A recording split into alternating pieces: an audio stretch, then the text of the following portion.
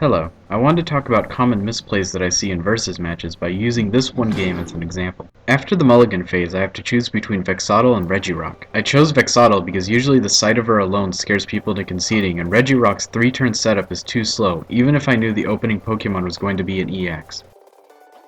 Assuming I draw no energy next turn, I have to choose between Steven and Karina. Steven gives me 1 energy, and Karina lets me draw into Professor's Letter to draw 2 energy. Team Flare Grunt and Zonrex slow down the opponent, but it's more valuable to get energy on Vexottle. Playing Hard Charm onto Registeel makes sense because my opponent would rather keep Registeel alive against Vexottle than have Inkay stall for another turn. He's already ahead by going first, so he just needs Registeel to be ready before Inkay gets knocked out.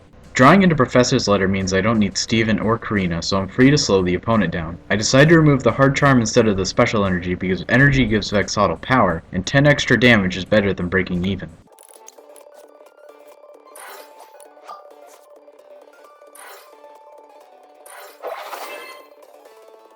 Entangling Control means I'm significantly slowed down. Regirock won't be ready for 2 turns, and his attack requires 2 turns to knock out Malamar. My only hope is Team Flare Grunt, which will slow down his ability to play more energy onto Registeel and give me a free turn to catch up. I play the Dark Energy onto Regirock instead of Vexottle because I can use Steven or Karina to draw into Fighting Energy and then deal damage to Malamar.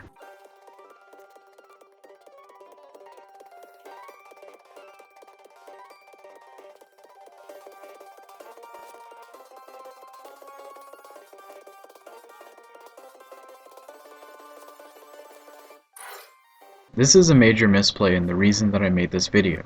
Versus Seeker isn't an item card. The card text says it's an item card and it plays like an item card, but you should never play it without the ability to follow up with a supporter. Versus Seeker is like a gatekeeper that lets all your supporters in your discard be part of your hand for 1 turn. Playing Versus Seeker into Pokemon Fan Club is also another level of misplay because Fan Club offers no direct effect on the board, unless you play Wobbuffet or have a second stage in your hand. While such a slow play would have been fine earlier in the game, since we're both at the same speed, forcing himself to play such a slow card will mean I might outpace him. Avoid playing Versus Seeker like it's a card to draw another card. Play it like it's a supporter. I played Karina for a Lucario and a Switch because both cards offer me more options. Lucario is a strong card if you have the energy, and Switch means that if he puts forward his Vexottle, I can immediately counter it with my own Vexottle.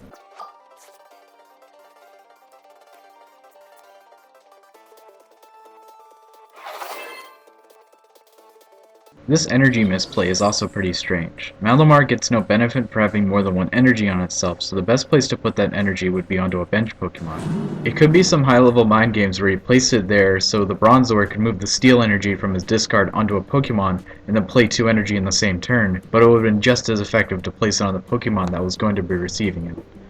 There's a lot of plays to make here. Steven can grab Fighting Energy and then Regirock can defeat Malamar, but I went with the more aggressive and less susceptible to RNG play of switching Vexottle in and having him finish off Malamar. His current bench is weak to Vexottle since Registeel isn't powerful enough to counter Vexottle, and his Vexottle isn't powerful enough to fight mine without being knocked out during the trade. Lysandre means no matter how he sets up his bench, I'll be able to beat at least 1 Pokemon.